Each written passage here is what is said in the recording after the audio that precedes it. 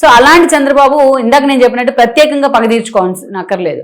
ఆయనకు అలా అవకాశాలు కలిసి వస్తూ ఉంటాయి. మీరు గతంలో గాలి జనార్దన్ రెడ్డిని వీళ్ళు ఓఎంసీ పేరుతో టార్గెట్ చేసి పుస్తకాలు వేసి మొత్తం రాష్ట్రాలన్నీ పంచితే టీడీపీ వాళ్ళు, ఆయన గాలి జనార్దన్ రెడ్డి వచ్చి హైదరాబాద్లో ప్రెస్ మీట్ పెట్టి చంద్రబాబు నాయుడిని బూతులు తిట్టారు, పచ్చి బూతులు తిట్టారు. ఇప్పుడు కూడా ఉంటాయి ఆ వీడియోస్.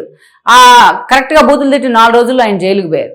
వైఎస్ రాజశేఖర రెడ్డి అంతే, నువ్వు మీ అమ్మా నాన్న ఎందుకు పుట్టేవా వాళ్ళ కడుపునని బాధపడాలి అంటే ఆయన నిజంగా ఫీల్ అయితే సారీ చెప్పాడు. అయినా సరే ఆ తర్వాత ఏం జరిగిందో వైఎస్ రాజశేఖర రెడ్డికి మనం చూసాం. ఈవెన్ జగన్మోహన్ రెడ్డి అంటే తన పార్టీ పెట్టిన కొత్తలో తన మీద కేసులు పెట్టింది కాంగ్రెస్ అయితే నిద్ర లేసిన దగ్గర చంద్రబాబు నాయుడు తిట్టేవాళ్ళు. వాడు జగన్ విజయమ్మ అందరూ కట్ చేస్తే సిబిఐ ఈడీ కేసులో నిండా మునిగిపోయి 16 నెలలు జైల్లో ఉన్నారు. ఇవన్నీ చంద్రబాబు నాయుడుకి అట్లా కలిసి వస్తూ ఉంటాయి, ఆయన ప్రత్యేకంగా దాని మీద ఫోకస్ పెట్టకుండానే.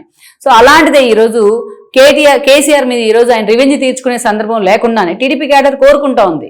ఇంత హ్యూమిలేట్ చేశారు కదా కేసీఆర్, మాకేంటి దానికి ప్రతిఫలం ఏంటి అని.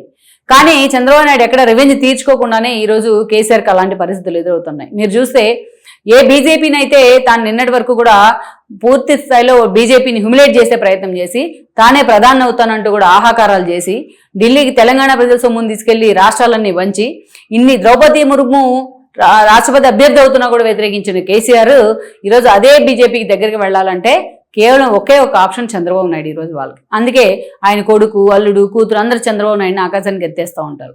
చూడండి ఏ స్థాయి నుంచి ఏ స్థాయికి వచ్చారు అనేది. ఈరోజు చూస్తే అదే కేసీఆర్ ఎంత మిడిసిపడ్డాడు ఆ రోజు అధికారాన్ని చూసుకొని. ఈరోజు ఆయన కూతురే ఎవరినైతే ఎంపీని చేశాడో, ఎవరినైతే ఓడిపోయిన ఎమ్మెల్సీని చేశారో అలాంటి కూతురే బాబు నువ్వు 10 ఏళ్ళు చేసినంత మోసం అని చెప్పి ఆయన మీద తిరగబడింది.